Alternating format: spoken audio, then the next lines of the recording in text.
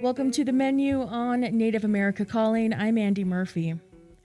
Natural wild rice around the Great Lakes is in trouble from a changing climate and pressure to allow contaminated water from mining. Tribes hope restricted harvesting and reseeding will keep the cultural staple going, but will it be enough?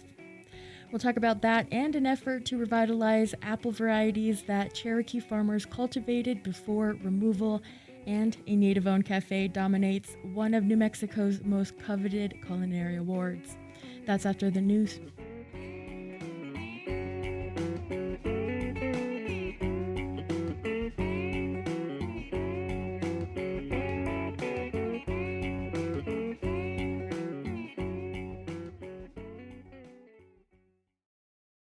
This is National Native News. I'm Antonia Gonzalez. On Tuesday, we reported about how people in tribal communities say they're getting approached by predatory representation and solicitation in the wake of the Radiation Exposure Compensation Act, or RECA, being revived by Congress this summer. That story from KJZZ's Gabriel Pietrazio continues. With the tribal fair season in full swing, solicitors are even targeting elders there, like 64-year-old Maggie Billyman in rural western New Mexico. It's overwhelming. Who do you trust? Who do you go to? At her home in northeastern Arizona, she says many Navajos, like herself, struggle with all sorts of cancers. Billyman lives with COPD and chronic renal failure or kidney disease. The daughter of a late uranium miner and Navajo code talker, Billyman recalls being asked to sign up with a national home health care company at the Eastern Navajo Fair in Crown Point. But that happened in July, a month before the DOJ reopened the free process. And she looked at me real surprised, and she goes, "We can get your record for you if you like, pull it out." And I said, "Oh my God," I got up out of the chair. That fair booth was run by UEW, or United Energy Workers Healthcare, which paid $9 million in 2023 to settle allegations of submitting false claims to the U.S. Department of Labor. Several requests from KJZZ to UEW went unanswered. They've been named among companies and attorneys in the West on a growing watch list curated by a working group led by the nonprofit Union of Concerned Scientists. Their advocacy has led New Mexico's Attorney General to warn consumers to watch out for fraud. Cancer survivor Tina Cordova is sounding the alarm, too. It's pervasive. The scale is unprecedented. Co-founder of the nonprofit Tularosa Basin Downwinders Consortium, she and others cite as an example downwinders.com, a web domain trademarked by the Florida Incorporated National Cancer Benefits Center, which also owns another company called Atomic Veterans. They've made people believe that they're working with us.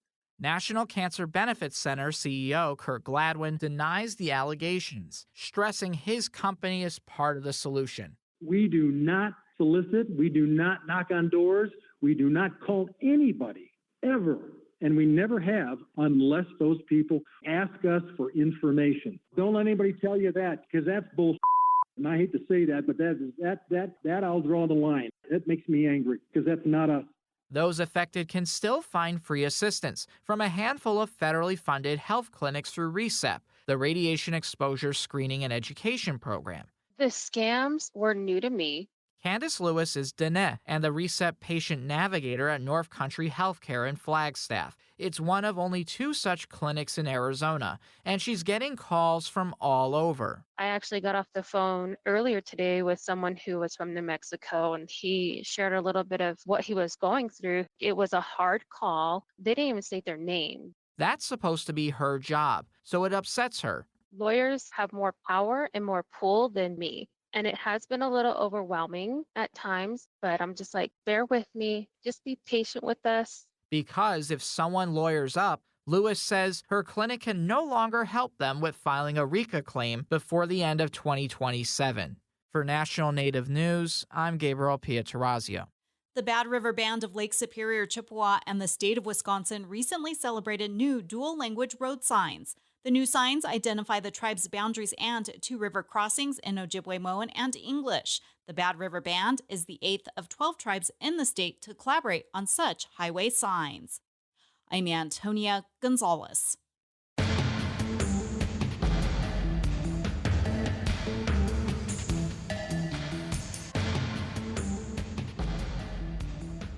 National Native News is produced by Koahnic Broadcast Corporation with funding by the Corporation for Public Broadcasting.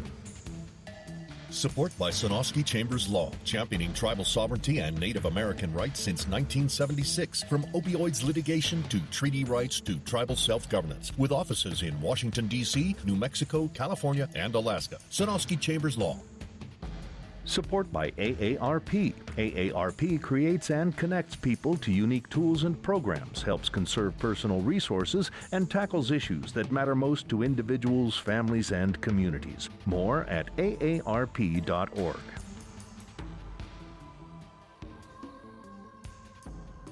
Native Voice One, the Native American Radio Network.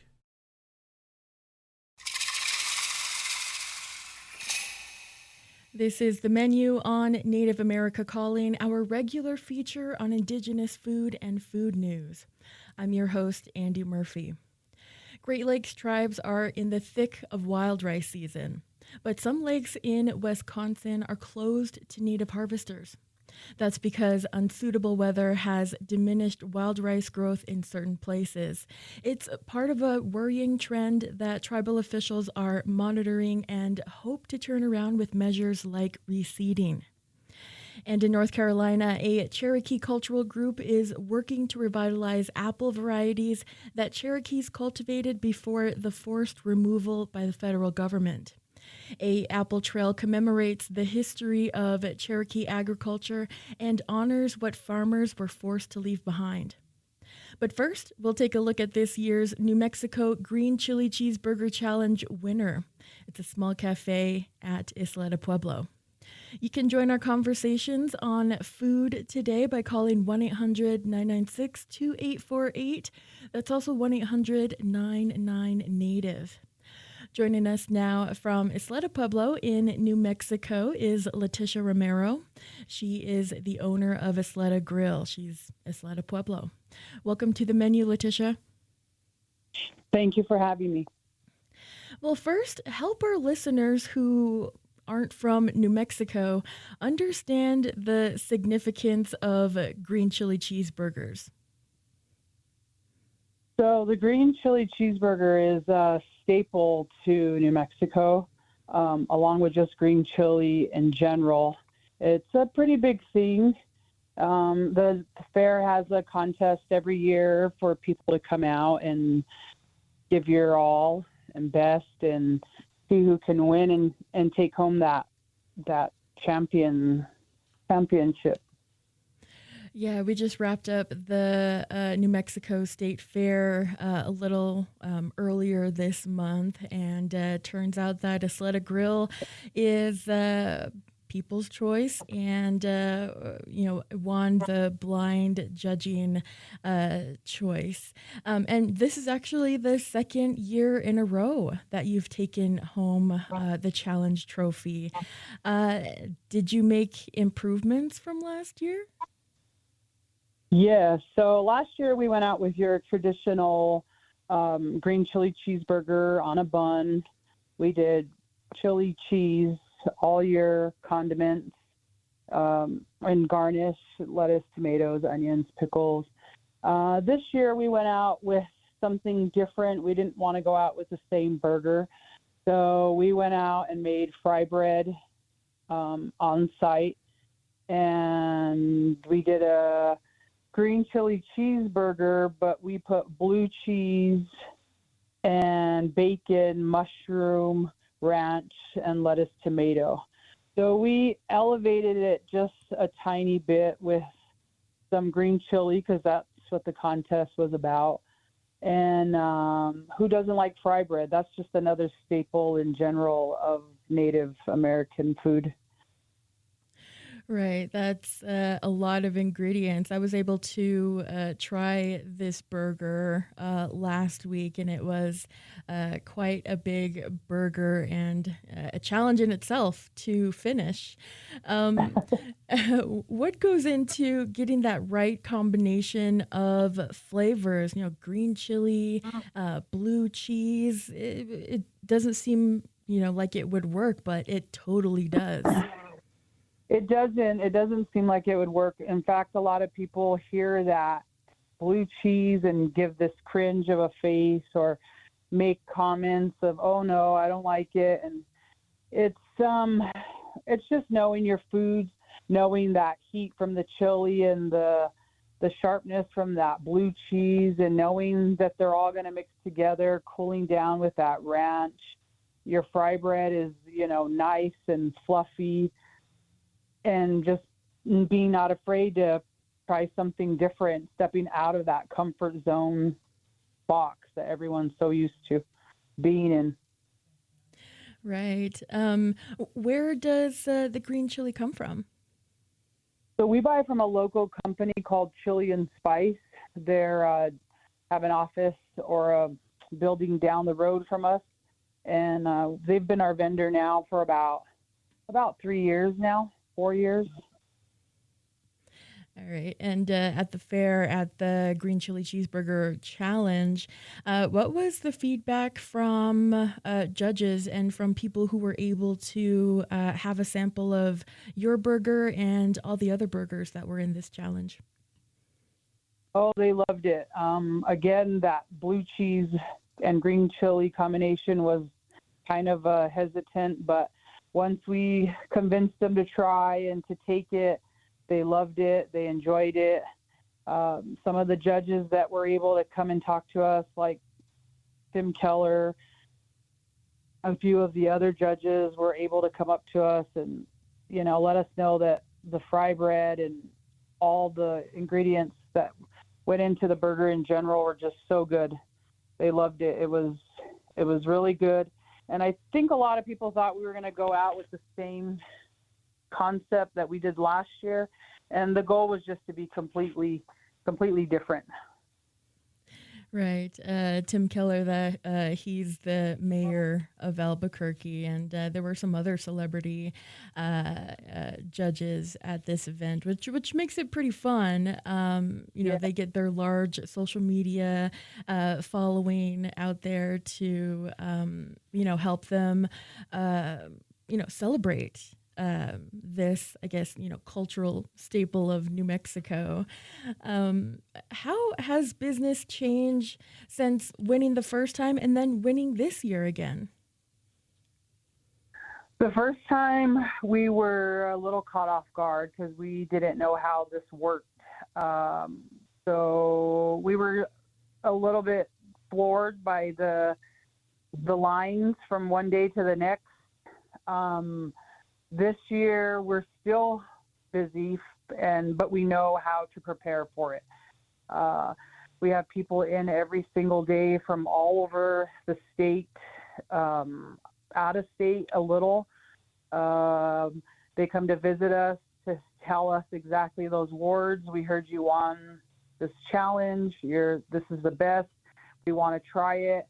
Our business has just vamped completely from we were already busy. We're just even more busy. It's good. It brings revenue to everyone around us. Everybody, people are coming in from all over to come see us, but they spend money everywhere when they're driving through New Mexico, when they're going through towns, going through other pueblos, going through other places to visit. So I think we're all helping each other. All right. And Isleta Grill is attached to a gas station convenience store at the edge of Isleta Pueblo. How did your business end up there? So I originally just started outside under a tent. I was selling the same thing, burgers, burritos, and din tacos. Then I was offered the chance to help the tribe run a restaurant. Unfortunately, it wasn't going where it should have been in a timely frame, maybe. So they pulled it. Then I was going to school for my culinary arts degree, and they came back and asked if I would come back and keep selling burritos to the stores because they had seen they had lost a little bit of business through that. And then they asked if I would like to rent the space for that area to open a restaurant. I was intimidated a bit because I just knew the food side. But with a lot of research and hard work again, I was able to figure out the business side of it all. And here we are almost 11, 12 years later, winning challenges. All right. And looking back at that journey, starting from under a tent and cooking on, maybe like a propane grill out there, starting from there to winning the New Mexico Green Chili Cheeseburger Challenge, what does that mean to you? Oh, it means the world, like everything is possible if you have just the drive, support, your own drive to do good things. If you have a great crew, which I have, they're all able to execute everything that I show them and put in front of them, so that way it's that same thing all the time. So being able to, for me to start and then being able to teach my staff, my crew, show them exactly what they need to do to be able to be put on the board and hear all those compliments that they get as well with, that's great, that's good. It's not just me, it's everybody that gets to hear those because they're executing everything that I'm teaching them and they're able to do the same exact thing. So it's a good feeling. All my staff are Salado Pueblo members. So to be able to give jobs to staff here from home and to teach them and to show them that we can do anything. And we can be proud because it's all a good positive turnout. All right. We're going to go to a break just now, and I want to let folks know you can join our conversation by calling 1-800-996-2848. That's also 1-800-99-NATIVE. We're talking about wild rice next.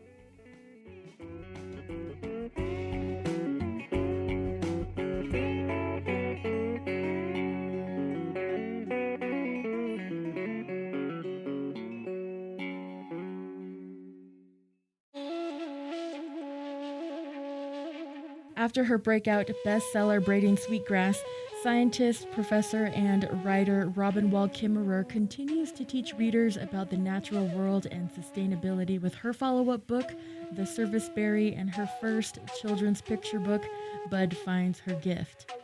We'll talk with Kimmerer about her own gift for telling stories on the next Native America Calling. My name is Tammy, and I'm a member of the Little Traverse Bay Band of Odawa Indians. Smoking gave me heart disease. I used to think of cigarette smoking as something that only affected me. Then at just 44 years old, I had to look into my mom's eyes on the way into emergency heart surgery and tell her, "Mommy, I promise I won't make you bury me." My tip is, think about the people in your life who love you. They go through the pain too, maybe even more than you do. The people you love are worth quitting for. You can quit. For free help, call 1-800-QUIT-NOW. A message from the CDC. This is the menu on Native America Calling. I'm Andy Murphy. In northern Wisconsin, this year's wild rice yields are low. The State Department of Natural Resources blames damage from wind and heavy rainfall. It's part of a pattern of diminished wild rice harvests in recent years. And that's not the only threat to wild rice. Join our conversation during this segment on wild rice by calling 1-800-996-2848. Tell us how the Monoman harvest has been for you so far. We're at 1-800-99-NATIVE. Joining us now from New Odena, Wisconsin is Asa Bunn Parent. He's the Monoman Widukage for the Great Lakes Indian Fish and Wildlife Commission. He's Lakudere Ojibwe and of Putupecha descent. Welcome to the menu, Asa Bunn, and please further introduce yourself. Miigwech, Asa Bunn Indigenous Cause, Mekisin Ndudem, Odawazagagining in Nujaba. So I'm a salmon parent, like you said. I work here at Gliffwick, the Great Lakes Indian Fish and Wildlife Commission, as our Manoman Widukage, so a wild rice helper.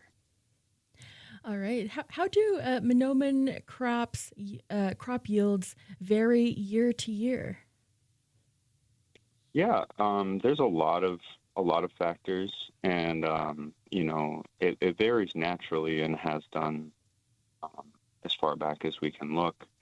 There's a lot of factors that cause that. I think in many cases that's dependent on weather. Monoman requires a fairly harsh winter, which is kind of regular up here, with low temperatures and good thick ice cover, and then snow cover on top of the ice as well. That helps knock back competing vegetation. It also helps prepare the seed to germinate. And it also depends on, the health of the seed bank. So how many viable seeds are in the sediments there in the rice beds. Some of them, will germinate the next year, and many of them will take many years to germinate, which creates a lot of resilience, but also a lot of variation from year to year. Okay. And the Wisconsin Department of Natural Resources says wild rice has been on the decline, it seems like, for a while now. What's behind that? Is that natural? So it seems to depend a lot on our winters getting a little warmer and actually shifting a little bit, where our winter is coming later and staying later. And we see a lot more decline when the winters are more mild. It's not the only factor that creates this kind of decline. Development, sulfate levels, and many other factors do as well. But another aspect of the climate is, these rain and windstorms that happen around June, when the plant is in floating leaf stage. It's most vulnerable in that stage when it can be easily uprooted from the sediment. So we really look out for those rains to see how well the crops do, or to project for the year how well it will do. And a lot of times it's become unpredictable. Okay. How does the tribe, including the Great Lakes Indian Fish and Wildlife Commission, keep an eye on these things? I think you mentioned the other day that you were going to be taking samples or doing some testing just today before you came on the show. What kind of work, monitoring work, are you doing out there in the rice beds? Yeah, absolutely. We do a lot of different things, as well as coordinate with the state and universities here to do some really good research. So right now, today, it'll actually be this afternoon, we'll be collecting samples for testing for brown spot disease, which is a disease on wild rice that creates little brown lesions on the leaves and can lead to ghost rice, which is kernels of rice that don't fill up. There's a milky stage where the rice kernels will fill up and then harden, and that doesn't happen with ghost rice. And a lot of times that can be an effect of that brown spot disease. So we're going to be collecting samples to test on multiple different rice beds for that. And I was most recently participating in a reseeding project with Le Coudray. They have an important rice bed there that is not as strong as it had been historically, and it wasn't a bad year, but it was a case where they really wanted to make sure, the elders there really wanted to make sure that that rice bed would come back the way it could be. So what they're doing is they're harvesting in the good part of the bed, and they're reseeding in the side of the bed where it's more sparse. And so we'll see next year how beneficial that is to the rice bed. All right. So reseeding is one of the ways to sort of solve this issue. Another way would be maybe restricting harvests. Can you tell me about that? How common is it for tribes to close lakes down for the harvest season?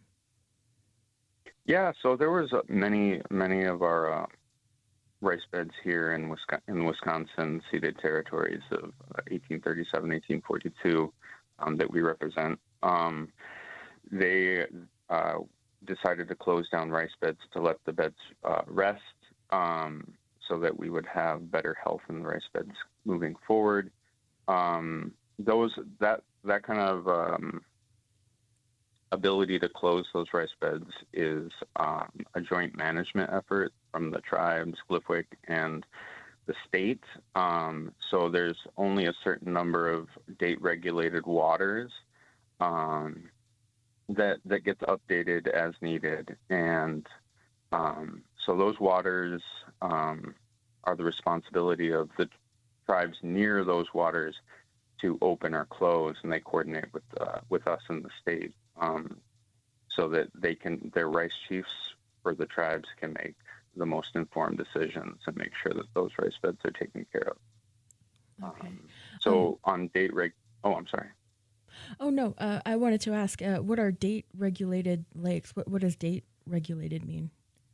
Yeah, absolutely. So a date-regulated water is a water that's only opened when the tribe decides, and the tribe a rice chief will go out, visit the bed to look for different qualities of the rice that determine whether it's ready to harvest or not. And they'll make that decision, and they'll contact us to open it for a certain date-regulated period. Okay. So sometimes it's like a day on, a day off, a day on, a day off, or sometimes it's open for a period of a couple weeks, and that's all determined by these Monoman chiefs who make those calls based on observations and traditional ecological knowledge that's been passed down from generations of Monoman chiefs. Okay. What is are there any challenges to reseeding wild rice beds that need it? Absolutely. I think one of the big ones is that how to keep rice viable between harvesting and reseeding, because it needs to stay wet. The seed needs to stay wet. So a lot of times, and it should stay at a certain temperature. So, and it can't be, wet for too long, or it starts to kind of puff up and become non-viable. So it's a delicate balance. It's usually like, a day or two between harvest and reseeding. So we purchase from certain harvesters who understand that process really well, and they have, walk-in coolers that they can store the rice in between harvest and reseeding, and they have a system to keep that Monoman seed viable. So it's a delicate process, and they're people that we work with and ourselves who really work hard to make sure that Monoman stays good. Another thing is wild rice, goes through stages from a milky stage where the seed is filling up and is kind of white, and then it turns green. Sometimes that green rice is harvested for ceremony and other needs, and then as it darkens, it'll turn like a brown, and that's when it's the most mature and the most viable for reseeding. So you want to get that rice when it's really ripe and ready, and that will be the most viable and ready to germinate in the springtime. Okay. What is the overall effect of low rice yields on the wild rice business there? Yeah, absolutely. And that's another aspect of this reseeding effort, of the reseeding efforts too, is that the cost of seed is going up. It can be cost prohibitive a lot of times to do the kind of scale of reseeding that's needed across seeded territory, as well as it's an important staple food for a community. So if the rice beds aren't being opened and our communities aren't able to go out and get rice for their families because there's not enough open rice waters near them, then having to purchase that rice can be pretty expensive these days. Okay. So that's a challenge that's coming up recently, as everything's raising prices. Okay. Well, across the border in Minnesota, there's a mining debate going on about allowing more pollutants, mainly sulfate, to be released into the groundwater. And tribes are generally against it because it'll pollute wild rice waters. Sulfate, how does sulfate affect wild rice plants and then grain yields? Yeah, absolutely. So sulfate's a byproduct of these mining projects, and what ends up happening is it interacts with the bacteria in the sediments, and it creates hydrogen sulfide. And that sulfide is it has a chemical reaction with the iron in a lot of the soils up here. It becomes iron sulfide, and that will coat the roots of the plants, and that limits the uptake of nutrients that the monomen needs to create seed. So also contributing to that ghost rice that we were talking about earlier, where these grains aren't filling up and they're not producing viable seed that we need to harvest for communities to have a healthy source of that nutrition and to continue their treaty protected rights. And it also, harms that reproductive ability, so the rice doesn't come back as much. Okay. So there's already been previous pollution of sulfate? Yes. I'm not as aware of the specific sites where it has happened, but it has been experienced before where we've lost entire rice beds due to sulfate. Okay. Poison. All right. And in addition to being the Monoman Widukage for Great Lakes Indian Fish and Wildlife Commission, you're also a chef. And what's unique about natural wild rice harvested by tribes and native communities? So I wouldn't say I'm a chef. I would say that I've been a line cook and a prep cook, and I like to cook. But absolutely. So, Monoman, there's so much variation. And one of the first things to state is that there's a difference between like paddy grown Monoman and wild harvested Monoman, especially in the cooking process.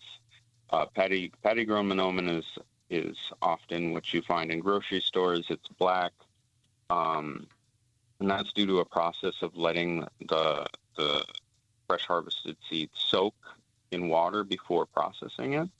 That creates that black layer, and that it requires a lot more water to cook, and it has a different flavor from the wild harvested stuff.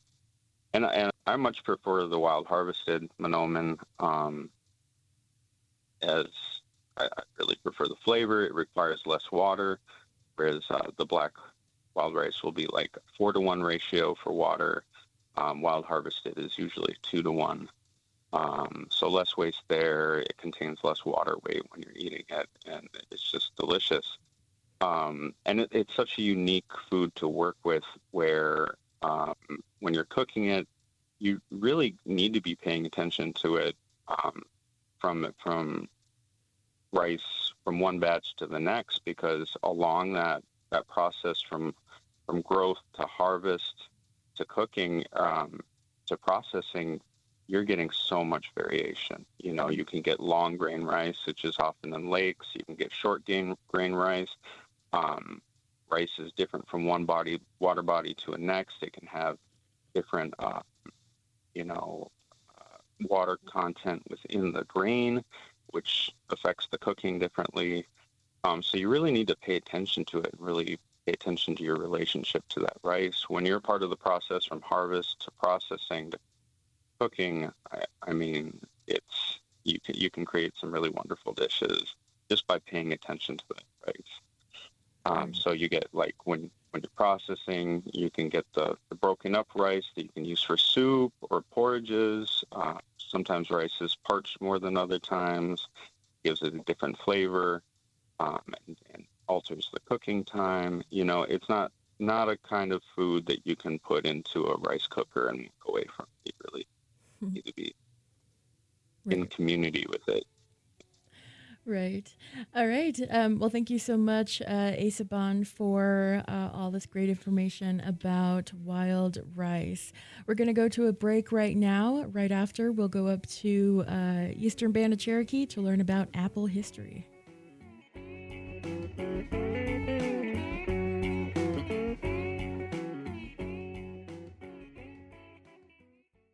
The annual Indian Nations Conservation Alliance National Conference in Las Vegas, October 14th to the 16th, is a movement. Natural resource management, conservation and land stewardship, agricultural technology and innovation. Internationally acclaimed regenerative rancher Alejandro Carrillo will speak on ancestral land practices and sustainable food systems. Info and registration at inca-tcd.org. Inca supports this show. You're listening to The Menu on Native America Calling. I'm Andy Murphy.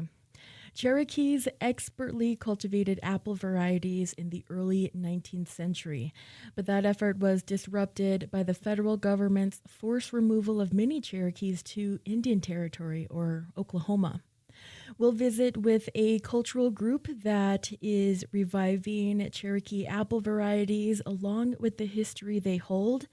Join us by calling 1-800-996-2848. That's 1-800-99-NATIVE. Joining us from Sylva, North Carolina is Elaine Eisenbraun. She is the executive director of the Noquishi Initiative. Welcome to The Menu, Elaine. Thank you for having us. And joining us from Waynesville, North Carolina is Amber Allen. She's a project coordinator for the Noquishi Initiative, and she's a member of the Eastern Band of Cherokee Indians. Welcome to The Menu, Amber, and please further introduce yourself. Shio Nagata, Atashkishki, Dagodoa, Shoki Degwanasha, Noquishi, Anna Dastedishki, Dagiliwistaniho. Hello, everyone. My name's Amber. I'm from Waynesville, and I work for Noquishi Initiative. All right. Thanks for that. So one of the apples that's being revitalized is the Junaluska. Amber, can you tell us a little bit about that apple and who it's named after? Yeah, so Junaluska was a Cherokee warrior. I mean, he's, I guess, historically most known for saving Andrew Jackson's life. And after the war at Horseshoe Bend, he became a prominent farmer, and he cultivated a variety of apples. And on his property, actually, when the government was wanting to buy it, he loved this apple tree so much that they had to pay $50 extra just to have this apple tree. And for a while, they thought it was gone. And there was this apple hunter by the name of Tom Brown. And in 2001, he found these letters from Silas McDowell that was talking about this apple. So he went on a search and was able to find this variety of apple tree that's in Macon County. And so he was able to take that tree and graft it to a few other trees and was able to kind of revitalize that species to where now that Junaluska apple, there's some planted at his memorial grave in Robbinsville and at Lake Junaluska, that's here in Haywood County, and then also sent trees to Oklahoma for the Western Band. All right. All right, I want to go over to Elaine. Elaine, Cherokee farmers back then, early at the 19th century, didn't cultivate a native apple variety. How did they become ace apple farmers in the early 1800s? Yeah, it began even earlier than that. So Cherokee and their predecessors, of course, were great agronomists and farmers and growers. And I do want to note that mostly it was the women who were the farmers. But they had great skill with growing better crops, domesticating crops, and adapting them to their climate and their landscape. So as soon as the Spaniards landed with the first apples on a ship, which was in the late 15 to early 1600s, the Cherokee saw that fruit and knew that they could do something that would be more adapted to their needs and make a better apple. So that's how they got started. All right. What do you know about how much apples and other Cherokee agriculture enterprises contributed to the economy in that area back then? Well, an interesting thing is, Amber mentioned Junaluska, and he had a niece named Naka Rebecca who inherited. She was married to a white man, so she and her husband could inherit some of the lands around Noquishii, which is a mother town in the Franklin area. She continued to grow those apples, and we have seen receipts that show that she actually traded dry apples for goods that she needed on her farm. So from very long ago in the 1800s, they contributed a lot until, as Amber said, they essentially, they weren't lost, but they were missing, we'll say. And then there were several pomologists and apple growers, thankfully, who kept them alive. And so the listeners are aware, apple trees, if you bite into a Junaluska apple today, you're actually biting into material that was grown by Junaluska, because the trees have to be grown by taking a cutting and then grafting that onto a rootstock. And then you take another cutting off of that tree. So it's progressing on, and you're actually biting into history and something that Junaluska touched, which is amazing. I love that. What other variety of apples did Cherokees cultivate? Well, we know of quite a few.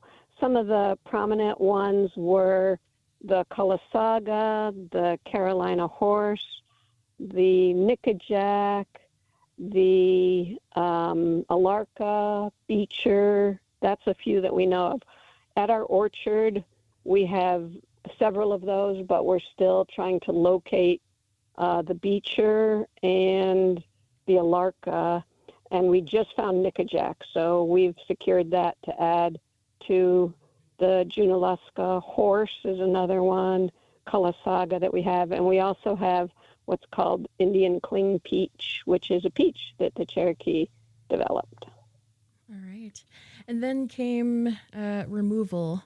How did that affect Cherokee's ability to grow these apples? And were there Cherokees who remained in the area that continued to grow these varieties? Yeah, so obviously they couldn't take their trees with them when they were forced to move from their homelands. And we don't know of any seeds that were transported, but as I said before, You really can't grow a true tree from a seed. You have to graft it from a cutting. And so really the Cherokee that remained in hiding here were totally separated from their lands and their trees. We do have records of, after removal was over, Cherokee individuals making claims against the U.S. federal government for trees that were left behind. And there were 74 of those that we know of in the Franklin area. I'm sure there were plenty more that have been lost to history. But yeah, the Cherokee were not able to continue their agricultural efforts with apples. As I said, thankfully, there were those who cared and took care of them through the years until Cherokee could come back and start to regrow them. Okay. Are the agricultural contributions of Cherokees acknowledged in North Carolina? Absolutely, yeah. So there's growing interest in that area, and the schools in Cherokee are studying the plants that Cherokee grew and how they grew them, and the state does contribute to those efforts.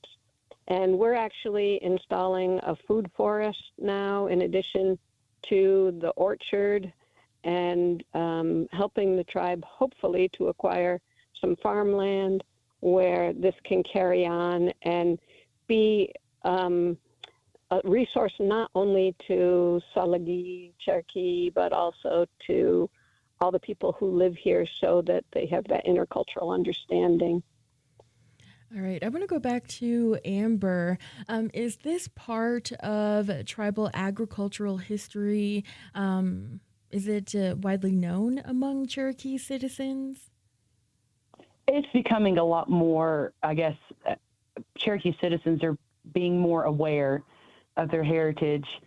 I mean, from my experience, I grew up off the boundary and I lost my mom and my grandma at a pretty young age. So a lot of this information is what's passed down, through our generations. And I wasn't able to have that exposure. But as an adult, I wanted to take initiative to learn all these things. And as I'm seeing with language revitalization, there's a lot more people that are wanting to be more involved and wanting to learn their culture and our native plants and medicine. So it's definitely becoming more aware and more, spread out through the boundary. Mm-hmm.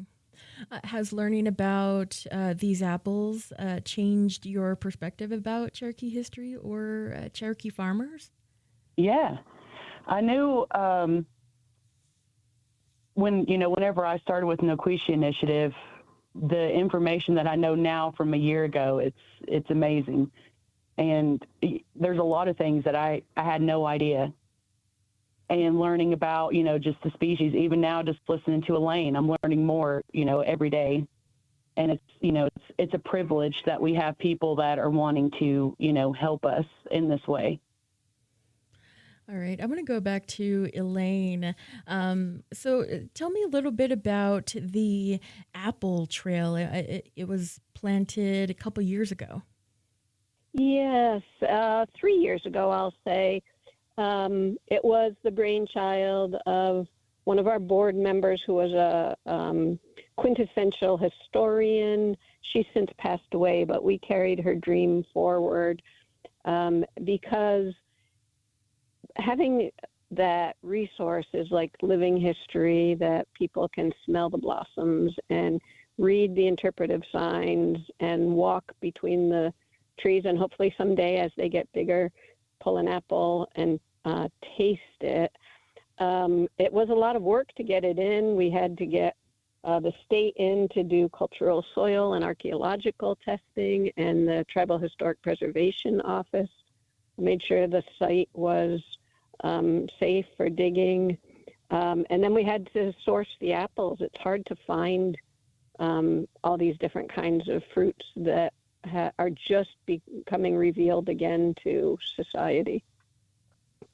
All right. You mentioned the fruit trees are pretty young, too young to bear fruit. But tell us what a Junaluska or a Nickajack tastes like. Yeah, so the Junaluska, for example, is one that some people didn't think was as juicy as others, but it was a great keeper. So there were different features that were desirable for people. And the Junaluska it was Junaluska's favorite apple, so there was definitely some flavor to it. The Calasaga has a delightful scent. Calasaga means something about the honey locust, and honey locust trees have a beautiful scent, and so the apple does as well, and that scent sort of relates to the flavor as well, a sweet honey-like flavor. The horse apple was more used for cooking and drying and livestock feed. So that, there's a lot of features. It's very important to have strong flavor, but other things are important too. All right. Where is this apple trail located? So it's very near Noquishii, which is the largest unexcavated mound in the southeastern United States. That's in Franklin, North Carolina, in East Franklin. If you go to our website, noquishi.org, you can get more information. But the apple orchard, you have to walk down a greenway about a half a mile from the mound, and there are signs for the entryway. All right. Do you think there will be apples next year? I'm hoping personally 2026 curious. is the year. Yes, I hope so. Okay. All right. I want to go back to Amber. Amber, what do you hope people learn about Cherokees from visiting this apple trail? I think the main thing to learn is just the resilience, the resiliency of our people, that despite having the removal, to know that, we're still here, we're still prominent. The things that we thought that were lost are coming back, and it's here to stay. All right. And we do have links to everything on our website, nativeamericacalling.com. Elaine, is there maybe any vision at all for a commercial enterprise for these apples? Yeah, that's an interesting question. We've had inquiries from all over the United States of people who would like to grow native apples like this. This is the only Native American orchard that I am aware of in the country. So there is huge opportunity for developing this out. We, as Noquishi Initiative, don't have plans for a commercial venture because we're very careful not to generate income from Cherokee developed resources such as fruits and apples. But for the tribe itself or others who are growing apples, I think there's a great opportunity to bring it back to the awareness and in the forefront of Americans' palates. Stop eating the red delicious, which are grown because they ship well, and instead eat something that has history and flavor. Right. All right. Well, thank you so much, Elaine, and thank you to all of our guests who joined us. We heard from Amber Allen, Asa Bond Parent, and Letitia Romero in this hour. Join us tomorrow for a conversation with scientist and best-selling author Dr. Robin Wall Kimmerer about her new work and her passion for raising people's awareness of the natural environment around them.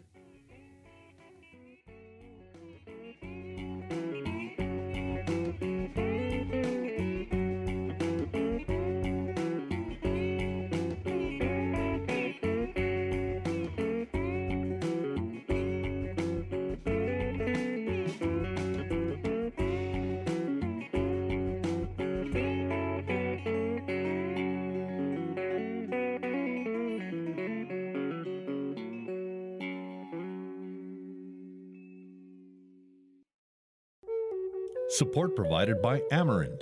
Amerind is 100% tribally owned and partners with tribes and their businesses to provide affordable commercial insurance coverage, protect tribal sovereignty, and strengthen Native American communities by helping to keep dollars in Indian country. Information about property, liability, commercial auto, and workers' comp available at amerind.com. That's AMERIND.com. This program is supported by AmeriCorps Vista. Through service with AmeriCorps Vista, you gain valuable professional experience and leadership skills while helping organizations in your community alleviate poverty. Find a service opportunity at AmeriCorps.gov/Vista today.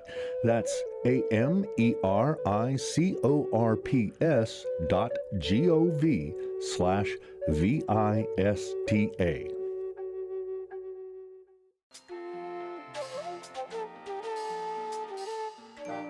Native America Calling is produced in the Annenberg National Native Voice Studios in Albuquerque, New Mexico by Quantic Broadcast Corporation, a Native nonprofit media organization.